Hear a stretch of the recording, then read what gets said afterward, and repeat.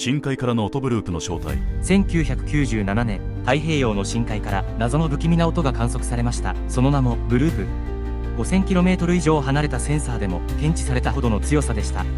さらに音の波形が生物のものとよく似ていたため、巨大な未知の生物ではと世界中で大きな話題になったのです。長年正体不明のままでしたが、ついにその謎は解明されました。